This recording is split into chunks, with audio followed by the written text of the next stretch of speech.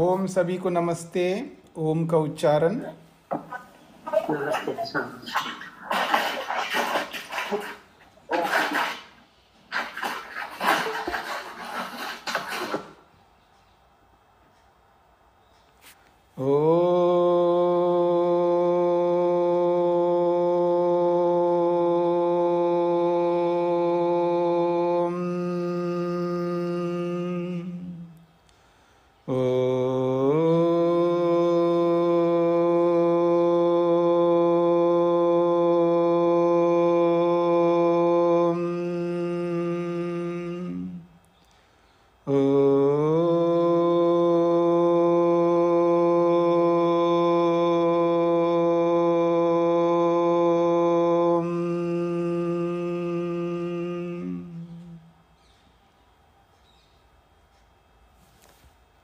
वेदांत के द्वितीय अध्याय के चतुर्थ पाद के हमने 8 सूत्र पूरे किए हैं। प्रसंग चल रहा है मुख्य प्राण का। मुख्य प्राण श्रेष्ठ है और ज्येष्ठ है, ये बात कही गई है। आगे कहते हैं सच श्रेष्ठ प्राणः, जो श्रेष्ठ ज्येष्ठ प्राण है वो क्या है, उसका क्या स्वरूप है, उसके स्वरूप को बताया जा रहा है। न वायु क्रिये पृथक उपदेशात, कोई समझे कि ये प्राण वायु है, ऐसा नहीं है। और न वायु की क्रिया है।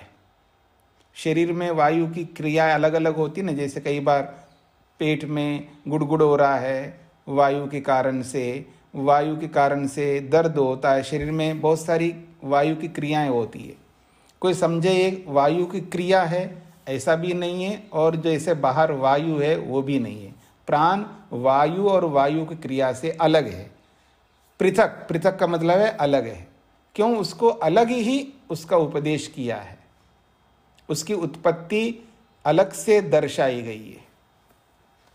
तो कह रहे वायुश्च वायु क्रिया च इति वायु क्रिये। ये जो सूत्र में वायु क्रिये जो शब्द आया है उसको खोल करके अलग अलग शब्दों के रूप में समास को खोल करके बता रहे हैं। वायु च वायु क्रिया च इति, दोनों को मिलाए, वायु और वायु क्रिया को मिलाएंगे तो वायु क्रिये ऐसा शब्द बनता है। तो 2 बार वायु है तो एक वायु को हटा दिया जाता है। जैसे वायु वायु क्रिया, तो वायु शब्द 2 बार आया है, तो 2 बार आया है तो उसको 1 बार वाले वायु को हटा देते हैं और वायु क्रिये ऐसा बनता है। तो वायु क्रिये का मतलब है वायु और वायु की क्रिया। स श्रेष्ठः प्राण किम स्वरूप इति विवेच्यते। जिस मुख्य प्राण को आपने श्रेष्ठ बताया है उसका क्या स्वरूप है, इस बात को लेकर के विवेच्यते, उसकी विवेचना की जाती है। उसको जानने का प्रयत्न किया जा रहा है कि वास्तव में उसका क्या स्वरूप है। किम सह श्रेष्ठ प्राणः प्रसिद्धो वायु यद्वा वायु क्रिया भवेत्। जो प्रसिद्ध सब लोग जिस प्राण को जानते हैं उस प्राण के विषय में कहा जा रहा है। किम, क्या वो जो श्रेष्ठ प्राण है वायु, वो वायु रूप है, यद्वा वायु क्रिया भवेत, अथवा वो वायु की क्रिया है, जो शरीर के अंदर वायु की अलग अलग क्रियाएं होती है। यथा कल उक्तम, जैसा कि अलग अलग शास्त्रों में ये भी कहा है, यह सह प्राणो वायु सह, यह प्राणः स वायु, जो प्राण है उसको वायु कहते हैं। ऐसा भी जैवलीय उपनिषद में शास्त्र में आया है। वायुर्वाव संवर्ग, वायुर्वाव संवर्ग इति अधिदैवतम। संवर्ग कहते हैं लय करने वाला। वायु अपने में लय कर देता है, यानी अपने अंदर समेट लेता है। तो वायुर्वाव संवर्ग, वायु जो है अपने में लय करने वाला है। ये अधिदैवत है। अथ अध्यात्मम प्राणो वाव संवर्ग, प्राण जो है निश्चित रूप से लय करने वाला है। प्राण अपने में भी लय करता है। यद्वा, शरीरे भिन्न भिन्न इंद्रिय व्यवहार रूपा वायु क्रिया स्यात्, अथवा शरीर में अलग अलग इंद्रियों का जो व्यवहार होता है, उसको जो आने जाने का इंद्रियों का व्यवहार होता है, उसमें वायु सहयोग करता है, तो उस वायु रूपी क्रिया को ही यहाँ पर प्राण कहना चाहिए। जो भिन्न भिन्न इंद्रिय व्यापार रूपा, जो भिन्न भिन्न इंद्रियों का जो व्यापार, उनकी जो क्रियाएं होती है वो वायु के कारण से होती है, तो वो वायु तो प्राण नहीं है। तो कहते हैं अत्र उच्यते, इसमें इसका समाधान किया जाता है, यो अयम श्रेष्ठो मुख्य प्राण स न वायु न च वायु क्रिया भिन्न भिन्न इंद्रिय व्यापार। तो कहते हैं जो श्रेष्ठ प्राण है, जिसको मुख्य प्राण कहते हैं, स न वायु, न तो वो वायु रूप है, न च वायु क्रिया भिन्न भिन्न इंद्रिय व्यापार रूपा, जो भिन्न भिन्न इंद्रियों को क्रियान्वित करने वाली जो वायु की क्रिया है वो भी नहीं है। कथम, क्यों नहीं है वो? कहते पृथक उपदेशात् तस्य प्राणस्य पृथक वर्णनात्, उस प्राण को अलग से वर्णन किया है शास्त्र में। तद यथा, जैसे कि एतस्मात् जायते प्राणो मनः सर्वेन्द्रियाणि च, उस परमात्मा से प्राण उत्पन्न हुआ, मन उत्पन्न हुआ, सभी इंद्रियां उत्पन्न हुई हैं। उसके बाद में फिर कहा खम वायुर्ज्योति आपः, उसके बाद आकाश उत्पन्न हुआ है, वायु उत्पन्न हुई है, अग्नि उत्पन्न हुई है, जल उत्पन्न हुआ है, पृथ्वी उत्पन्न हुई है। तो वायु को अलग से उत्पन्न बताया और प्राण को अलग उत्पन्न बताया है यहाँ पर। इससे पता लगता है ये प्राण अलग है और वायु अलग है। तथा स प्राणम असृजत, सह, वो परमात्मा ने प्राण को उत्पन्न किया। ये प्रश्नोपनिषद का उद्धरण दे रहे हैं। प्राणात् श्रद्धाम, प्राण के बाद में श्रद्धा को उत्पन्न किया, फिर उसके बाद कम वायु ज्योति आपा, बाकी ये सब पंचमहाभूतों को उत्पन्न किया। ऐसे प्रश्नोपनिषदकार ने भी कहा, मुंडकोपनिषदकार ने भी कहा है। अत्र प्राणस्य उत्पत्ति वायोः पूर्वं प्रतिपाद्यते तस्मात् स न वायुः। कहते हैं भाष्यकार, इन सब प्रमाणों में वायु की उत्पत्ति से पहले ही प्राण की उत्पत्ति बताई गई है। यहाँ प्राण की उत्पत्ति वायोः पूर्वम प्रतिपाद्यते, यहाँ प्राण की उत्पत्ति वायु से पहले वर्णन कर रहे हैं यहाँ पर। तस्मात् स न वायु, इसलिए वो प्राण वायु नहीं हो सकता। यदा वायु एव स न अस्ति तदा तत्क्रिया भिन्न भिन्न इंद्रिय व्यापार रूपा अपि न संभवति। जब वायु ही नहीं हो सकता प्राण, तो फिर वायु की क्रिया कैसे बन पाएगी वो? यत्र क्वचित प्राणस्य वायुत्वं प्रदर्श्यते तच्चलन वृत्तिया बाह्य स्पर्श साम्येन। कहते हैं जहाँ कहीं पर प्राण को वायु बताया जाता है, वो केवल ये दिखाने के लिए है कि जैसे वायु चलने का स्वभाव रखता है या रखती है, उसी प्रकार से ये प्राण भी चलने का स्वभाव रखता है, वो भी गमन करता है प्राण, पर वायु नहीं। यथा बाह्यो जगति वायु चलन वृत्तिकः तथैव अभ्यंतरे शरीरे प्राण चलन वृत्तिकः स्पर्शवांश्च इत्याशयः। तो कहते हैं जिस प्रकार से बाहर जगत में, संसार में वायु जो है चलती रहती है, इधर से उधर जाती है, तो चलन वृत्ति वाली होती है वायु, उसी प्रकार से शरीर के अंदर भी प्राण चलन वृत्ति वाला है, अर्थात गमन करने वाला है, शरीर में गमन करता है। और स्पर्शवांश्च इत्याशय, और स्पर्श वाला भी है। परंतु स तो शक्ति रूपो मुख्य प्राण न वायु न च वायु क्रिया इति निश्चय। वो एक शक्ति है, एक प्राण एक अलग प्रकार की शक्ति है, न तो वो वायु के रूप में है और न वो वायु को क्रिया के रूप में है। ऐसा निश्चय कर लेना चाहिए, ऐसा कहना चाहते हैं। सूत्रार्थ,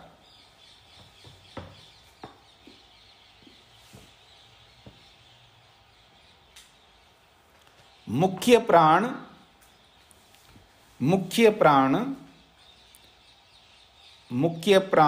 न तो वायु है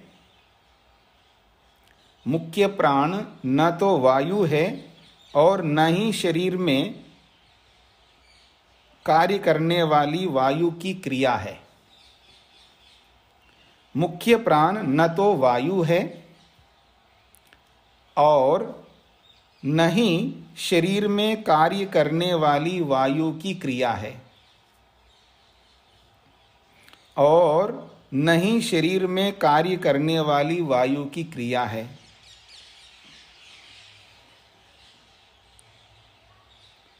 न तो वायु है और न ही शरीर में कार्य करने वाली वायु की क्रिया है, क्योंकि मुख्य प्राण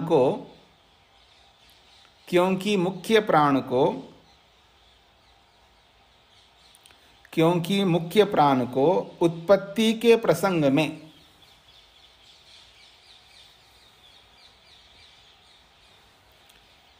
क्योंकि मुख्य प्राण को उत्पत्ति के प्रसंग में क्योंकि मुख्य प्राण को उत्पत्ति के प्रसंग में अलग से उपदेश किया गया होने से, अलग से उपदेश किया गया होने से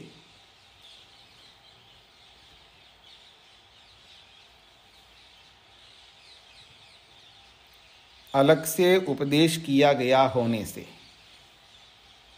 मुख्य प्राण न तो वायु है और न ही शरीर में कार्य करने वाली वायु की क्रिया है, क्योंकि मुख्य प्राण को उत्पत्ति के प्रसंग में अलग से उपदेश किया गया होने से।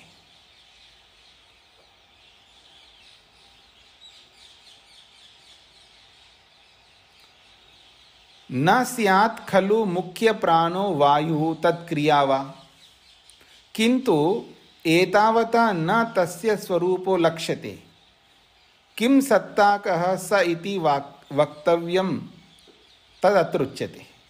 न स्यात् खलु मुख्य प्राणो वायु तत्क्रिया वा।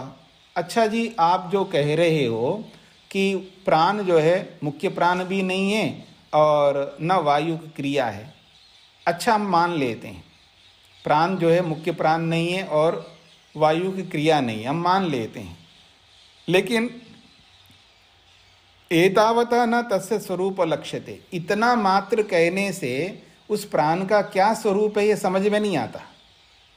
आपने तो बोल दिया है कि वो वायु भी नहीं है और न वायु की क्रिया है, इतने मात्र से हमें कैसे पता लगेगा कि ये प्राण क्या है, प्राण का क्या स्वरूप है, कैसे समझे हम लोग। ये कहना चाह रहे हैं, प्रश्नकर्ता प्रश्न कर रहा है। किम सत्ता का, वो किस सत्ता स्वरूप वाला है। स इति वक्तव्य, उस प्राण के विषय में आपको बताना चाहिए। तद अत्र उच्यते, तो उसका समाधान किया जा रहा है। चक्षुरादिवत्तु तत्सह शिष्ट्यादिभ्यः, चक्षुरादिवत्तु तत्सह शिष्ट्यादिभ्यः। कहते हैं वो जो प्राण है उसका स्वरूप बताया जा रहा है। चक्षुरादिवत, जैसे चक्षु है, श्रोत्र है, ग्राण है, रसना है, त्वचा है, जैसे ये चक्षु आदि इंद्रियां हैं, वो भी तो दिखाई नहीं देते ना हमें। गोलकों की बात नहीं हो रही है ना, गोलकों में रहने वाली जो शक्तियां हैं, इंद्रियों की शक्तियां, तो जैसे चक्षु आदि इंद्रियां हैं, तत्सह उनके साथ साथ प्राण भी उत्पन्न हुआ है। शिष्ट्यादिभ्यः, तो शिष्टि आदिभ्यः शिष्ट्यादिभ्यः। शिष्टि का मतलब है उसका विधान वैसा ही किया है, जैसे इंद्रियों का विधान किया है, इंद्रियां उत्पन्न होती हैं, ऐसे प्राण की भी उत्पत्ति बताई है। जैसे इंद्रियां उत्पन्न होती हैं वैसे प्राण भी उत्पन्न हो रहा है, और आदि से उसमें शरीर को धारण करने का स्वभाव है। आंख क्या करता है, तो रूप को दिखाने का स्वभाव है आंख में। भाई इसको आंख कहते हैं, आंख तो दिख नहीं रही है, यानी इंद्रिय, नेत्रेंद्रिय दिखती नहीं ना हमको। क्या काम करती नेत्रेंद्रिय? रूप को दिखाती है। आपने देखा क्या नेत्रेंद्रिय को? नहीं देखा। कैसे पता लग रहा है? बस वो रूप को दिखा रही, इसलिए उसको हम नेत्रेंद्रिय मानते हैं। वो आवाज़ सुना रहा है, इसलिए उसको कान कहते हैं। वो रस का अनुभव करा रहा है, इसलिए उसको रसना कहते हैं। वो स्पर्श का अनुभव करा रहा है, इसलिए उसको स्पर्शेंद्रिय कहते हैं। वो गंध का बोध करवा रहा है, इसलिए उसको घ्राणेन्द्रिय कहते हैं। ऐसे ही प्राण को प्राण इसलिए कहते क्योंकि वो शरीर को धारण करता है, शरीर को धारण करने का काम करता है प्राण। तो कहते हैं सश्रेष्ठ प्राण चक्षुरादिवत जीवात्मना साधन विशेषः। सूत्रकार कहते हैं वो जो श्रेष्ठ प्राण हैं, जैसे चक्षु आदि जीवात्मा के साधन विशेष है, जीवात्मा के प्रयोजनों को पूरा करते हैं, ऐसे ही प्राण भी जीवात्मा का साधन विशेष है। जीवन प्रदान कर रहा है प्राण, लाइफ। कई बार बोलते ना, लाइफ क्या है, जीवन क्या है? क्या जीवन है? यही जीवन है। रूप का ग्रहण करो, रस का ग्रहण करो, रूप रस गंध स्पर्श शब्द इन सब का बोध करो, इनका ज्ञान करो। यही लाइफ है, यही जीवन है। और उसका ज्ञान करके क्या करेंगे जी? उससे तृप्ति मिल रही है, नहीं मिल रही, इसका भी बोध करो। और तृप्ति नहीं मिल रही है तो तृप्ति कैसे मिलेगी, इसका भी बोध करो।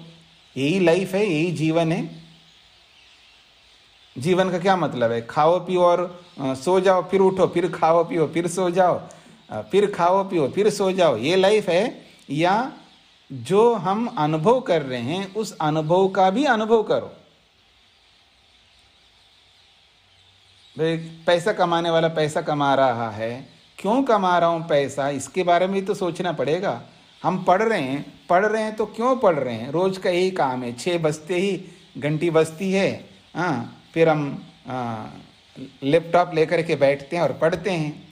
पता नहीं बाबा जी क्या संस्कृत में कुछ ना कुछ बोलते जाते हैं, हम लोग सुनते जा रहे हैं। फिर दूसरे दिन आते, फिर सुनाते हैं, फिर सुनते हैं। यही लाइफ है, यही जीवन है। या क्यों सुन रहे हैं ऐसा? ऐसा सुनकर के क्या मिलेगा? किस लिए सुना जा रहा है? इसका भी तो बोध करना पड़ेगा ना। हमें बोध का भी बोध करना होता है। तो यही कहना चाह रहे हैं, जिस तरह चक्षु आदि इंद्रियां जीवात्मा के विशेष साधन है, ऐसे प्राण भी जीवात्मा का विशेष साधन है। कथम जायते, कैसे पता लगेगा ये प्राण जीवात्मा का विशेष साधन है? तो कहते हैं तै चक्षुरादि भी सह तस्य शिष्टि ही शासनम प्रतिपादनम क्रियते तस्मात्। कहते हैं जैसे चक्षु आदि ये इंद्रियां हैं, इन इंद्रियों के साथ साथ उस प्राण का भी शासन किया है, प्रतिपादन किया है शास्त्र ने। हमें कैसे पता लगा इसको चक्षु कहते हैं, इसको कान कहते हैं, इसको घ्राण कहते हैं, इसको रसना कहते हैं, इसको स्पर्शेंद्रिय कहते हैं? हमें कैसे पता लगा? शास्त्र से पता लगा, शब्द प्रमाण से तो पता लगता है। या तो पुस्तकें पढ़ करके पता लगता है, या किसी से सुन करके पता लगता है। तो किसी से सुन करके पता लगा तो भी शब्द प्रमाण है, शास्त्र पढ़ करके पता लगा तो भी शब्द प्रमाण है। तो कहते हैं जैसे चक्षु आदि इंद्रियों का शासन किया है, विधान किया है शास्त्र ने या परमात्मा ने, उसके साथ साथ प्राण का भी विधान किया, उसका भी शासन किया है। शिष्टि का मतलब है शासन, प्रतिपादन, उसका वर्णन किया है। तस्मात्, इसलिए, तथा शरीर धारणे, और इसको शरीर का धारण करता है ये प्राण। और शरीर में, शरीर का धारण करते हुए भी ये भी विवाद उत्पन्न करता है और समाधान भी करता है। विवाद को भी उत्पन्न कराता है प्राण और समाधान भी कराता है। प्राणी तो विवाद उत्पन्न करता है इंद्रियों में कि कौन बड़ा है कौन छोटा है, विवाद को भी उत्पन्न करता है और निर्णय भी देता है, समाधान भी देता है। ये सब काम कर रहा है प्राण।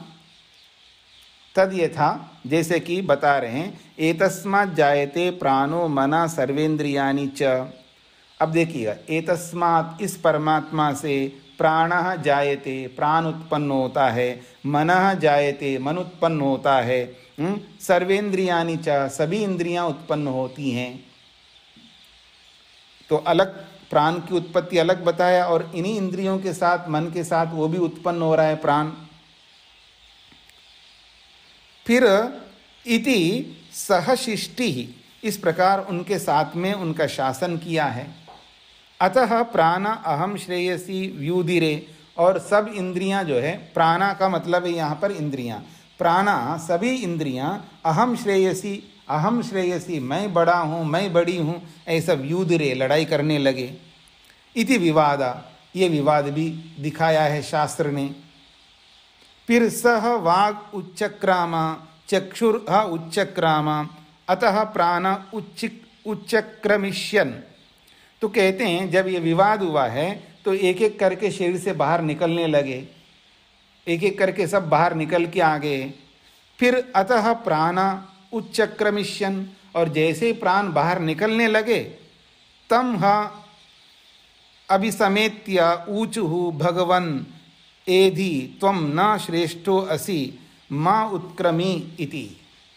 तो जब जैसे प्राण निकलने लगे, तम उस प्राण के पास आकर के, हाँ निश्चित रूप से, अभिसमेत्य सब मिलकर के आई इंद्रियां, एक इंद्रिय नहीं, अभिसमेत्य सब मिलकर के उस प्राण के पास आकर के ऊंचू बोलने लगी इंद्रियां, भगवन, हे भगवन, ये प्राण स्वरूप, न एधि त्वम, तुम तो हम में सबसे बड़े हो, श्रेष्ठ हो, माँ उत्क्रमी इति, तुम इस शरीर से बाहर मत निकलो। अगर तुम निकल जाओगे तो हमारी कोई कथा ही नहीं है, इसमें हम कुछ भी नहीं कर पाएंगे, हम कोई काम नहीं कर सकेंगे आपके बिना। इसलिए कहते हैं, हे भगवन एधि त्वम न श्रेष्ठो असि, एधि यहीं पर विराजमान रहना। भगवन एधि, एधि का मतलब है यहीं पर रहना, आप ही बड़े हो, आप यहीं पर रहो, हमारे में आप ही श्रेष्ठ हो। माँ उत्क्रमी, आप इस शरीर से बाहर मत निकलना। अतः एनम वाग उवाच यद अहम वसिष्ठा अस्मि त्वं तद वसिष्ठः असि। बहुत अच्छी बात कही जा रही है। अतः एनम वाग उवाच, तब वाणी ने बोला है प्राण से, यद अहम वसिष्ठा अस्मि, मैं तो अपने आप को वशिष्ठ मान रहा था या मान रही थी। वाणी कह रही है, मैं अपने आप को वशिष्ठ मान रही थी। वशिष्ठ को वशिष्ठ क्यों कहते पता है ना आप लोगों को? वशिष्ठ को वशिष्ठ कहते हैं जो बसाने वाले होता है, जो आत्मा को बसाने वाला है उसको वशिष्ठ कहते हैं। यानी वाणी जो है ना, जब तक वाणी रहती है तब तक आत्मा का कुछ औचित्य है। बिना वाणी का आत्मा का क्या औचित्य है? आत्मा तो पंगु हो जाता है ना, अपने भावों को अभिव्यक्त नहीं कर पाता है व्यक्ति, और वाणी के माध्यम से अपने भावों को आत्मा अभिव्यक्त करता है। तो एक प्रकार से आत्मा को बेस, आधार दे रहा है, आत्मा को बसा रहा है, यह बसा रही है वाणी। तो कहते हैं यद अहम वसिष्ठा अस्मि, मैं तो अपने आप को वशिष्ठ मान रही थी, परंतु त्वम तद वशिष्ठा, तुम वशिष्ठ का भी वशिष्ठ हो, अर्थात मुझ वाणी रूपी वशिष्ठ का भी आप वशिष्ठ हो। आप, मैं ही आत्मा को बसा रही हूं, लेकिन तुम मुझे बसा रही हो।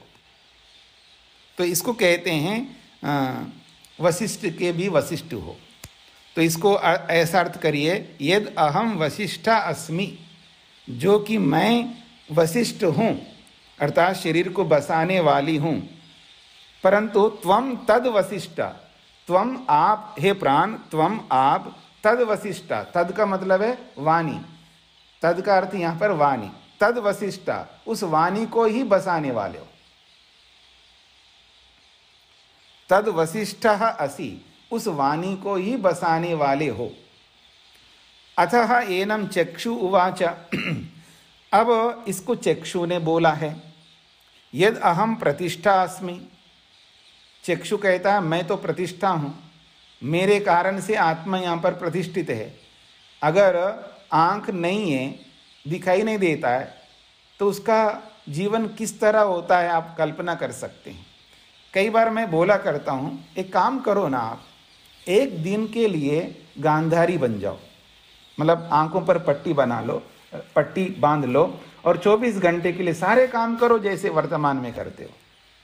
खाना पीना आना देना लेना सब कुछ करो, तो आपको समझ में आएगा आंख क्या मतलब होता है, आंख का महत्व, आंख की कीमत, उसका वैल्यू पता लगेगा कि आंख क्या है। तो कहते हैं चक्षु उवाच यद अहम प्रतिष्ठा अस्मि, मैं तो प्रतिष्ठा हूँ, मैं तो आधार हूँ आत्मा का, लेकिन त्वम तत्प्रतिष्ठा असी इति, लेकिन उस प्रतिष्ठा का भी आप प्रतिष्ठा हो, यानी मुझ प्रतिष्ठा का भी आप प्रतिष्ठा हो, आपके कारण से मैं प्रतिष्ठित होती हूँ, ये आंख भी कह रही है।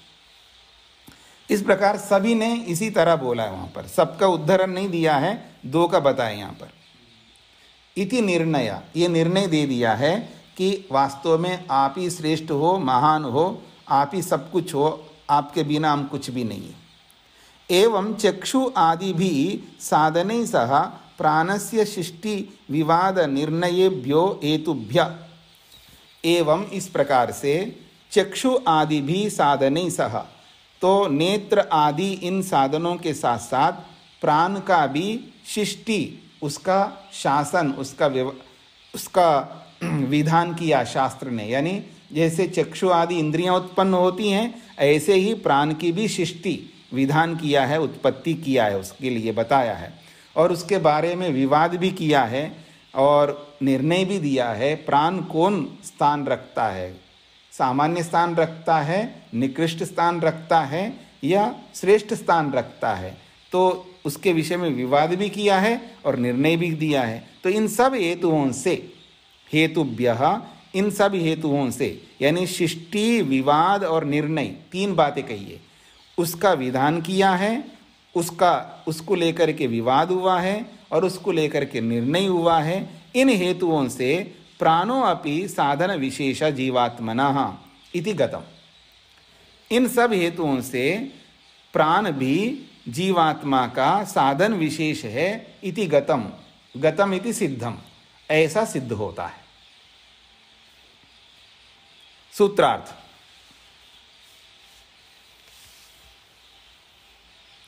जिस प्रकार चक्षु श्रोत्र आदि, जिस प्रकार चक्षु श्रोत्र आदि जिस प्रकार चक्षु श्रोत्र आदि जीवात्मा के साधन विशेष हैं, जीवात्मा के साधन विशेष हैं, जिस प्रकार चक्षु श्रोत्र आदि जीवात्मा के साधन विशेष हैं, उसी प्रकार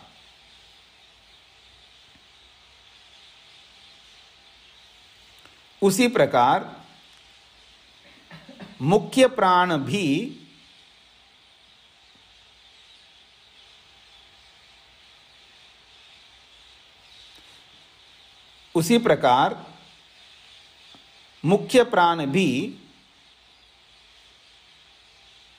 साधन विशेष है।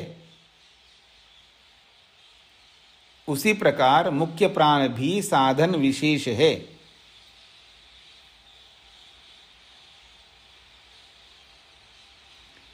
इसको ब्रैकेट में रख दीजिएगा, एक दूसरा वाक्य भी लिख सकते हैं। उसी प्रकार मुख्य प्राण का वर्णन, उसी प्रकार मुख्य प्राण का वर्णन भी साधन के रूप में, उसी प्रकार मुख्य प्राण का वर्णन भी, उसी प्रकार मुख्य प्राण का वर्णन भी विशेष साधन के रूप में विधान किया है।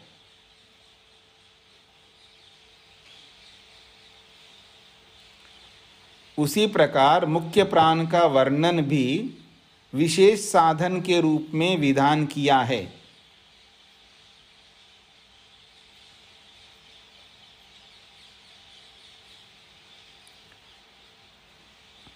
और वह शरीर को धारण करने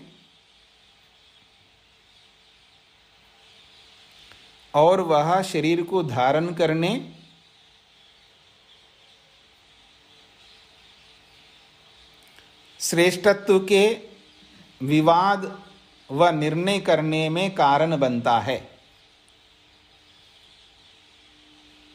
और वह शरीर को धारण करने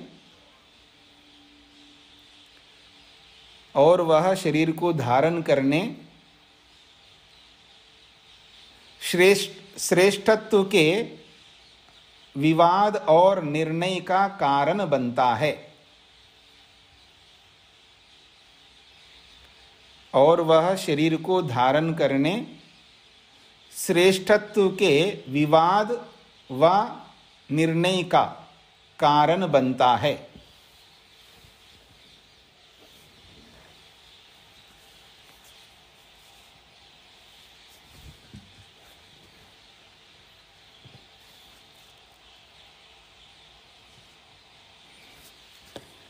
और वह शरीर को धारण करने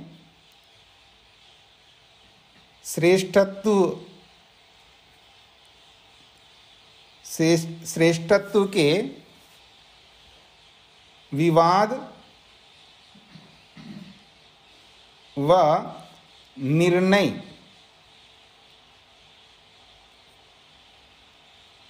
का कारण बनता है।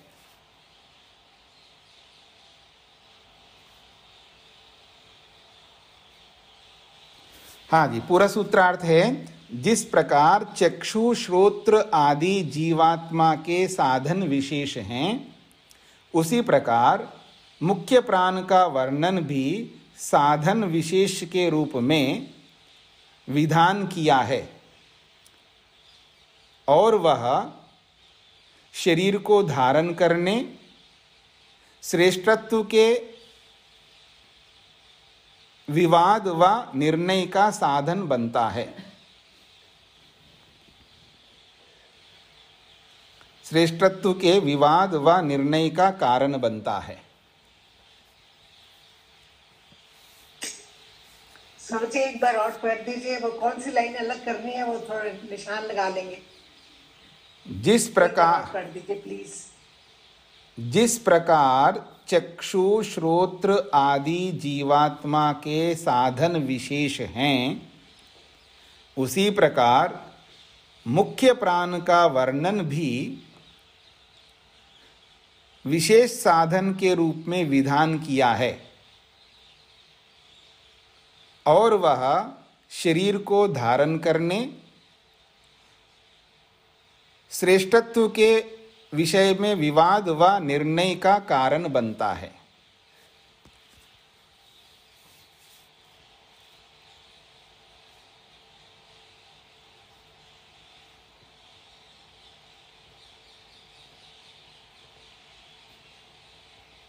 जी, आगे बढ़ते हैं जी।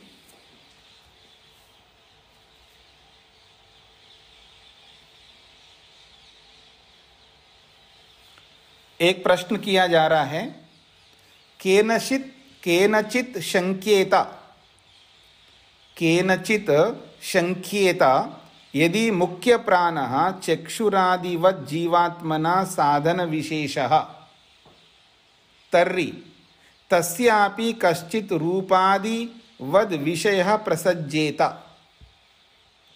प्रश्नकर्ता एक शंका के रूप में उपस्थित करता है, केनचित कोई भी व्यक्ति शंक्येता ये शंका करे कि यदि मुख्य प्राण जो है चक्षु श्रोत्र आदि के समान जीवात्मा का साधन विशेष है, तर्हि तब तो उस मुख्य प्राण का भी कश्चित कोई न कोई रूपादि के समान कोई विषय वस्तु होना चाहिए, ऐसा प्रसज्जेता प्रसंग आएगा। चक्षु श्रोत्र आदि जो भी इंद्रियां हैं ना, उनके विषय होते हैं अपने अपने। चक्षु का रूप विषय है, श्रोत्र का शब्द विषय है, घ्राण का गंध विषय है, रसना का रस विषय है, त्वचा का स्पर्श विषय है। तो आपने कहा है मुख्य प्राण जो है ये चक्षु श्रोत्र आदि के समान जीवात्मा के साधन विशेष है, तो मुख्य प्राण भी साधन विशेष है। यदि ऐसा है तो हमारा प्रश्न है, जैसे ये इंद्रियां रूपादि के विषय बनती हैं, ऐसे ही प्राण का भी कोई विषय होना चाहिए, तब तो वो साधन विशेष माना जाएगा। आपने साधन विशेष तो बनाया है और उसका कोई विषय तो रखा नहीं है। इस संबंध में प्रश्न कर रहा है। प्रश्न समझ में आया होगा आपको। उसका समाधान अत्र उच्यते, उसका समाधान किया जा रहा है। कहते हैं अकरणत्वात् च न दोषः तथा ही दर्शयति। अकरणत्वात् च न दोषः तथा ही दर्शयति। करण कहते हैं साधन को, इंद्रियों को विशेष रूप से करण बोला है। करण का मतलब होता है साधन। साधन का मतलब है जो आप व्याकरण पढ़ते हैं, विभक्तियां पढ़ते हैं, प्रथमा विभक्ति, द्वितीय विभक्ति, तृतीया विभक्ति, चतुर्थी विभक्ति, पंचमी विभक्ति, षष्ठी विभक्ति, सप्तमी विभक्ति, ये विभक्तियां पढ़ते हैं ना। ये विभक्तियां जो है कारक को ध्यान में रख करके होती हैं। कर्ता कारक, कर्म कारक, करण कारक और संप्रदान कारक, अपादान कारक और अधिकरण कारक, ऐसे ये कारक होते हैं। कारक का मतलब है करोति इति कारका, जो करता है, जिसके कारण से क्रिया होती है, वो कारक होता है। जिसके कारण से क्रिया होती है वो उसको कारक कहते हैं। जैसे देवदत्तः ग्रामम गच्छति, तो गच्छति जो क्रिया है वो देवदत्त के कारण से हो रही है, और गच्छति जो क्रिया है वो गांव के कारण से हो रही है। ग्रामम गच्छति ना, गांव को ध्यान में रख करके तो क्रिया हो रही है। जैसे देवदत्त को ध्यान में रख करके क्रिया हो रही है, तो गांव को ध्यान में रख करके भी क्रिया हो रही है। क्यों जाता है जी गांव? देने के लिए जाता है। पैसे लिया था उधार, वो देने के लिए जाता है, तो देने के लिए जा रहा है, तो संप्रदान भी कारक आएगा।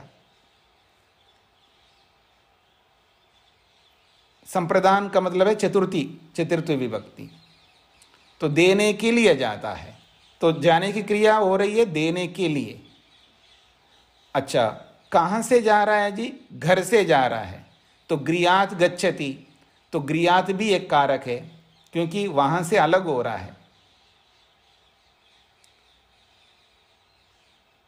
ठीक है जी। तो ऐसे ही एक एक कारक जो है वो क्रिया को उत्पन्न करता है। ऐसे ही तृतीय विभक्ति भी कारक है। कैसे जाता है जी? चल करके जाता है, पांव से जाता है, पादेन गच्छति या पादाभ्याम गच्छति, पांव से चल करके जाता है। तो ये पांव जो है साधन है, करण कारक कहते हैं इसको। तो उस रूप में करण नहीं है, उस रूप में ये साधन नहीं है। ये जो प्राण है उस रूप में नहीं है, क्योंकि करण तो 11 ही बताए। करणों को 11 बताए ना, 5 ज्ञानेंद्रियां, 5 कर्मेंद्रियां और 1 मन, इनको करण बताया है, साधन बताया है। ऐसे प्राण को इस रूप में साधन नहीं बताए। वैसे तो जीवात्मा के लिए सभी साधन है, महतत्व भी साधन है, बुद्धि भी साधन है, मतत्व रूपी बुद्धि साधन है और अहंकार भी साधन है, शरीर भी साधन है आत्मा के लिए तो, पर इसको साधन के रूप में नहीं बोलते। साधन जो है ये पारिभाषिक शब्द है करण के रूप में। तो करण जो है यही माने जाते हैं 11 करण, 5 ज्ञानेंद्रियां, 5 कर्मेंद्रिय, एक मन, इन सबको करण कहते हैं। तो ऐसे इस प्राण को करण के रूप में नहीं बोला है, वहां साधन के रूप में नहीं बोला है, मतलब करण शब्द के रूप में नहीं बोला है इसको। इसलिए वो ये करण तो रूप आदि विषयों को ग्रहण करने वाले होते हैं या कर्मों को करने वाले होते हैं कर्मेंद्रियां, ऐसे ये प्राण को उस रूप में नहीं बोला है यहाँ पर। तो जब उसको करण ही नहीं बोला है तो उसका विषय भी नहीं होगा। ये जरूरी नहीं है कि इनका विषय है तो उसका भी विषय होना चाहिए, सबके अपने अपने काम हैं। कोई कहने लगे बुद्धि का भी कोई विषय होना चाहिए, उसका कोई विषय नहीं है। विषय का मतलब रूप रस गंध आदि विषय, 5 ही तो विषय हैं। अहंकार का भी कोई विषय ही नहीं है, फिर भी वो जीवात्मा का विशेष साधन है, करण के रूप में नहीं है। अहंकार महतत्व निर्णय करने का काम करता है, वो भी जीवात्मा का विशेष साधन है, पर वो करण के रूप में नहीं है। जैसे महतत्व रूपी बुद्धि आत्मा का विशेष साधन है, करण के रूप में नहीं है, उसका भी कोई विषय नहीं है। और अहंकार आत्मा की अनुभूति करने का साधन विशेष है, पर वो करण के रूप में नहीं बोला है। ठीक इसी प्रकार से प्राण भी आत्मा के लिए विशेष साधन है, पर उसको करण के रूप में नहीं बोला।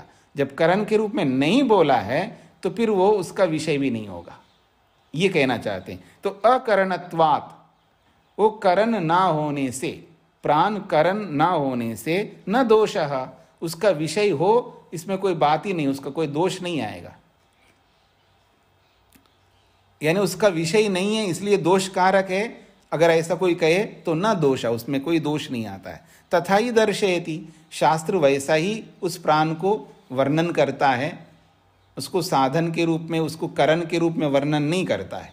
जैसे महतत्व का वर्णन करता है, अहंकार का वर्णन करता है, सबके अपने अपने काम हैं, तो प्राण को भी उसी रूप में वर्णन करता है, उसको करण के रूप में वर्णन नहीं करता है शास्त्र। तो कह रहे हैं तथा ही दर्शयति, उसको करण के रूप में वर्णन नहीं करता है शास्त्र, उसका जो काम है वही काम करने के रूप में वर्णन करता है शास्त्र। अथ च स मुख्य प्राणः अस्ति चक्षुरादिवत् जीवात्मना उपयोगकारी।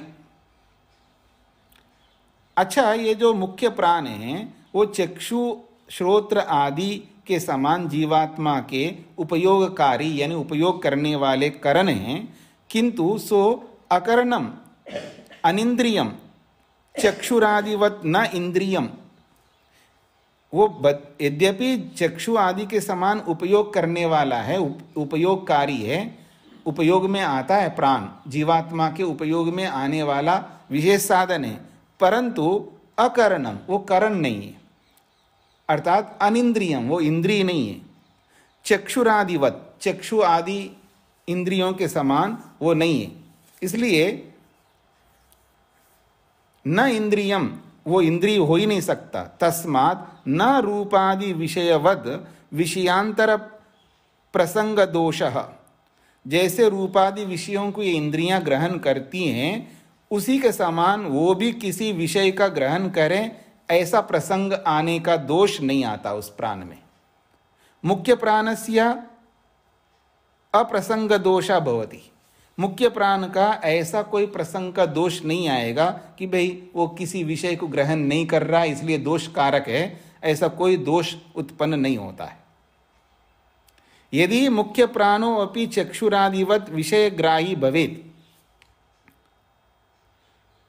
यदि मुख्य प्राण को चक्षु आदि के समान किसी विषय को ग्रहण कराने वाला होता, यानी मुख्य प्राण भी चक्षु श्रोत्र आदि के समान विषयों को ग्रहण कराने वाला होता, तर्हि उस स्थिति में श्रुति स्मृतिषु तस्य रूपादिवत विषयस्यापि प्रदर्शनम क्रियेता। अगर वो किसी विषय को ग्रहण कराने वाला होता तो श्रुति उसके बारे में बताती, भाई ये भी इस विषय को ग्रहण कराता है प्राण, और स्मृति ग्रंथ भी बताते कि ये प्राण जो है इस अमुक विषय को ग्रहण कराता है। तो कहते हैं श्रुति स्मृतिषु, श्रुति में और स्मृतियों में तस्य उस प्राण का रूपादिवत, रूपादि के समान विषयस्यापि, उसका जो भी विषय होता है, जैसे रूप होता है, ऐसे विषय का भी प्रदर्शनम क्रियेता, उसको वो शास्त्र बताता, श्रुति बताती या स्मृति बताती, परंतु है ही नहीं है। किंतु सतु चक्षु आदि इंद्रियेभ्यः विलक्षण एव। जब उसका कोई विषय इस प्रकार के विषय ही नहीं है इंद्रियों के समान, तो कैसे बताएंगी? श्रुति भी नहीं बता सकती और स्मृतियां भी नहीं बता सकती है। किंतु उन इंद्रियों से यह विलक्षण स्वरूप वाला है प्राण।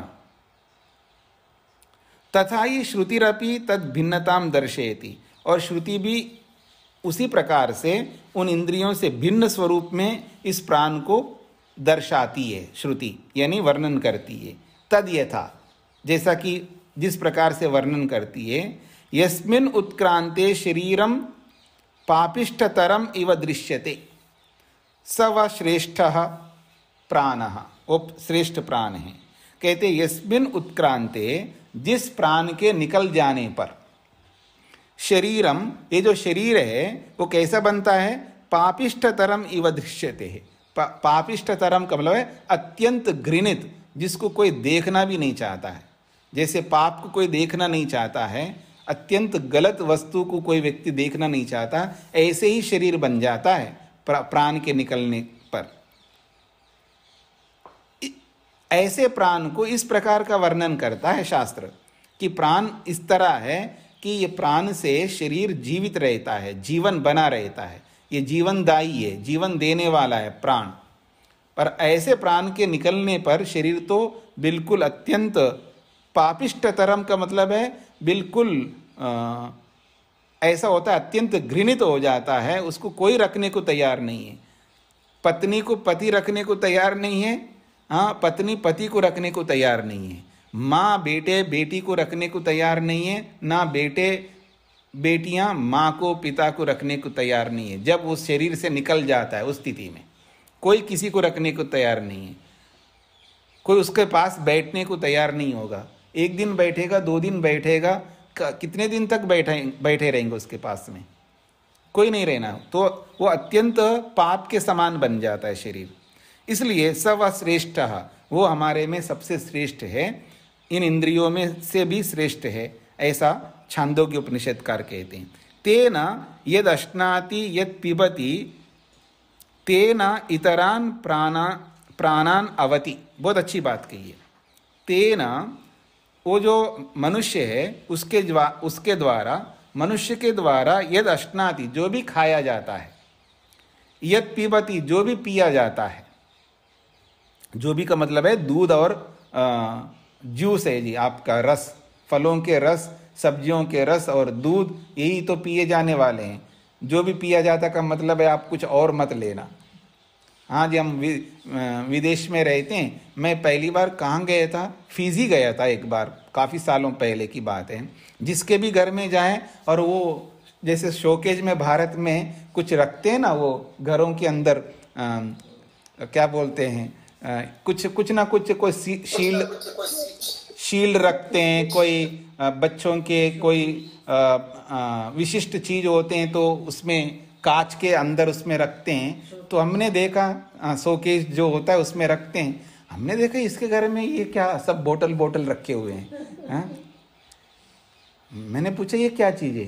तो वो शर्मा जा रहे हैं, बोल नहीं रहे, पर लिखा हुआ देख करके पता लगता है सब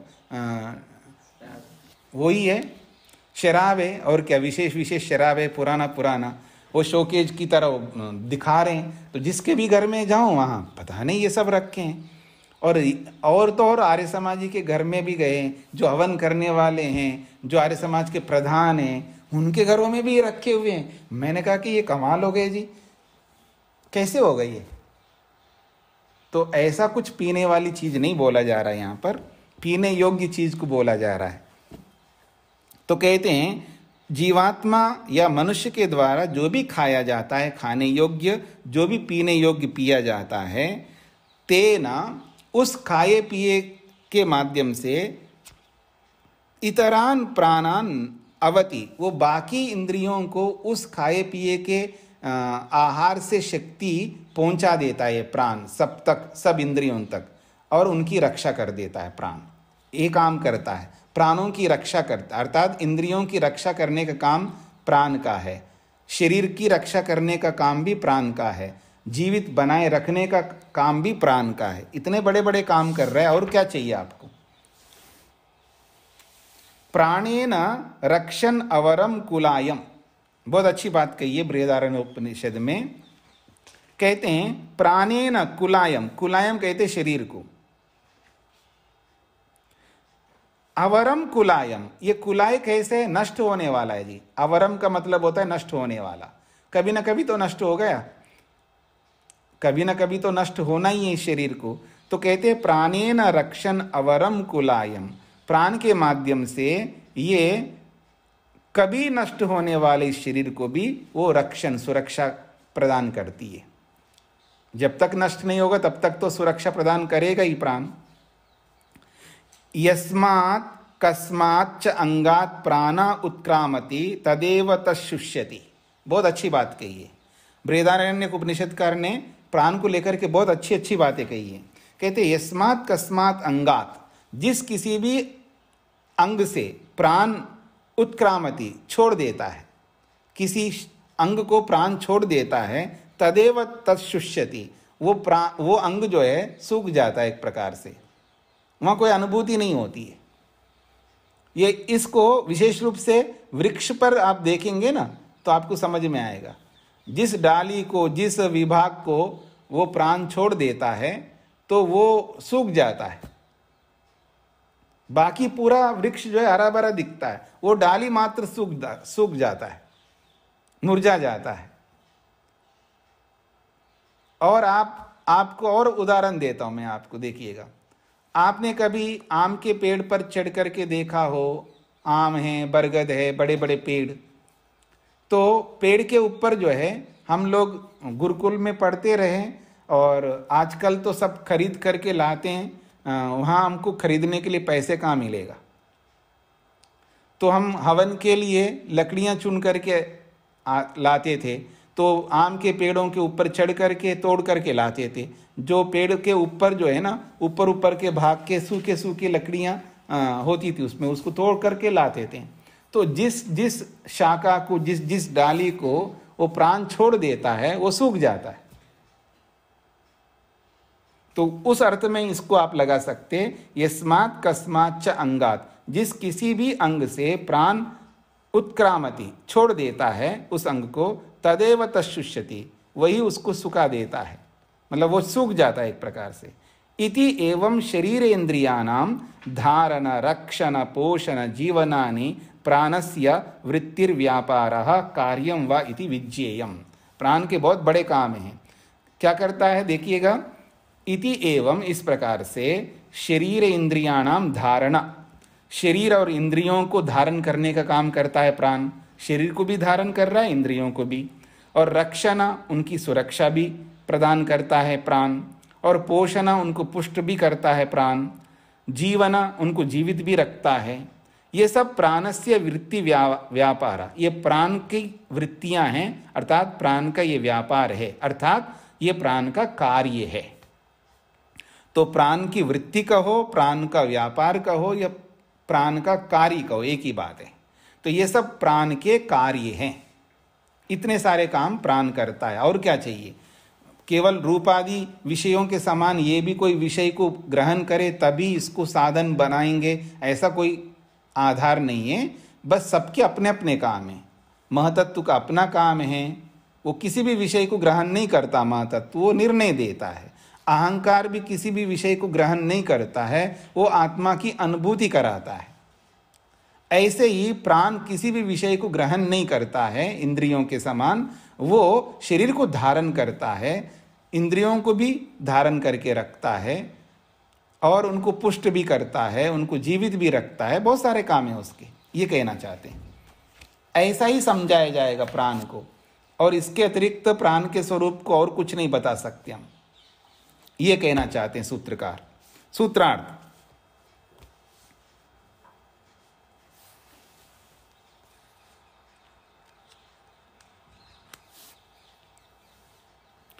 प्राण करण ना होने से,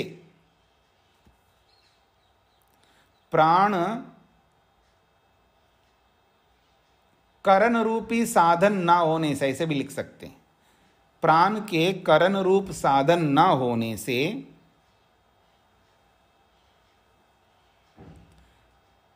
प्राण के करण रूप साधन ना होने से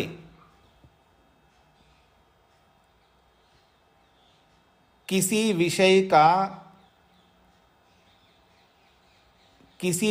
का ग्रहण नहीं कराता है, किसी विषय का ग्रहण नहीं कराता है,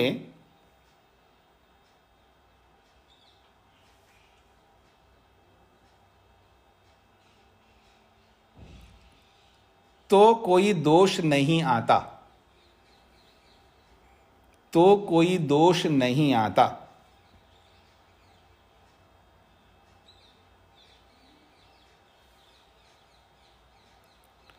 और शास्त्र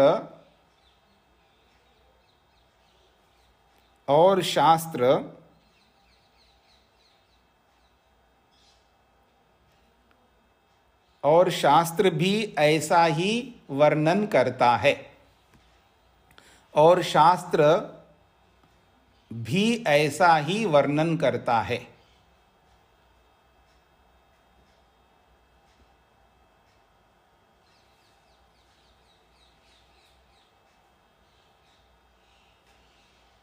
हाँ जी, तो प्राण के अकरण होने के क्या लिखा है? आप में से कोई बोलिएगा, मैंने तो लिखा नहीं इसको। मैंने क्या लिखा? प्राण के करण होने से। हाँ जी, हाँ श्री जी सुनाइए। रूपी साधन न होने से। हाँ पूरा सूत्र सुना दीजिए, दूसरों को सुना दीजिएगा। प्राण के करण रूपी साधन न होने से किसी विषय का ग्रहण नहीं कराता है, तो कोई दोष नहीं आता, और शास्त्र भी ऐसा ही वर्णन करते हैं। ठीक है जी, हो गया, आगे बढ़ते हैं। अच्छा समय ही पूरा हो गया आपका।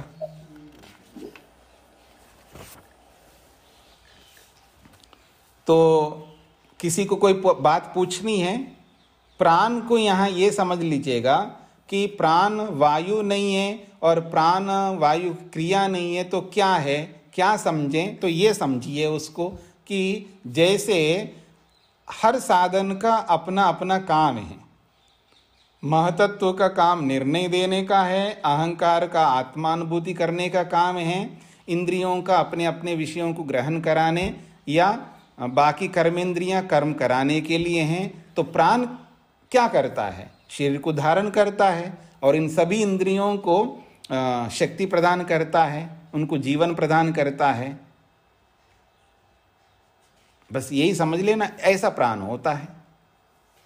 जैसे इन इंद्रियों को आप देख नहीं सकते हैं, तो उस प्राण को भी देख नहीं सकते हैं, पर वो वायु नहीं है, ये कहना चाहते हैं सूत्रकार महर्षि वेदव्यास। हाँ जी, प्रेम कुमार जी का क्या प्रश्न है? ये श्वास प्रश्वास जो हम लेते हैं जी, क्या वो प्राण, उससे प्राण नहीं बनते? नहीं, श्वास प्रश्वास तो हम बाहर से वायु अंदर लेते हैं, बाहर निकालते हैं, पर इस अंदर ले जाने निकालने का काम कराने वाला प्राण है, ऐसे समझ लीजिएगा। वो शक्ति स्वरूप है, वो दिखाई नहीं देता है। ठीक है जी जी जी, वो क्योंकि प्राणायाम कहते हैं तो इसीलिए, क्योंकि शक्ति उसके पीछे प्राण है। हाँ जी, हाँ जी, मतलब इस बाहर का जो स्थूल वायु जो हम अंदर लेते हैं बाहर निकालते हैं, ये जो श्वास प्रश्वास भी इनहेल एक्सहेल जो चल रहा है, इसमें प्राण काम कर रहा है। वो प्राण ही सांस ले रहा है, निकाल रहा है, ऐसे समझ लीजिएगा। और अंदर जो 5 प्राण बनते हैं वो इस वायु से नहीं, वो प्राण का, वो प्राण के विभाग है, प्राण के ही विभाग है, प्राण के ही विभाग है। ठीक है। जैसे अविद्या एक ही होती है, पर उस अविद्या के 5 विभाग हो जाते हैं। अस्मिता है, राग है, द्वेष है और अभिनिवेश है। अविद्या, अस्मिता, राग, द्वेष, अभिनिवेश। अविद्या तो अविद्या होती है, एक ही चीज है अविद्या, लेकिन उसके विभाग अलग अलग है, क्योंकि उसके कार्य अलग अलग हैं, इसलिए विभाग अलग अलग हो गए। ऐसे प्राण एक ही है, लेकिन वो अपने को विभक्त करके अलग अलग काम करता है, वो बस इतनी सी बात है। और अलग अलग काम से उनके नाम भी अलग अलग रख दिए हैं। अविद्या एक ही है, लेकिन उसके कार्य अलग अलग है, कहीं द्वेष करना कार्य है, कहीं प्रेम करना कार्य है, ठीक है ना। तो ऐसे उसके कार्यों को ध्यान में रख करके उसके विभाग कर दिया और उसके नाम अलग रख दिया। ठीक इसी प्रकार से प्राण भी एक ही है, लेकिन उसके 5 भेद कर दिए हैं उसके कार्यों के हिसाब से, फिर नाम भी अलग अलग रख दिया, ऐसा समझ सकते हैं। ओम शांति शांति शांति।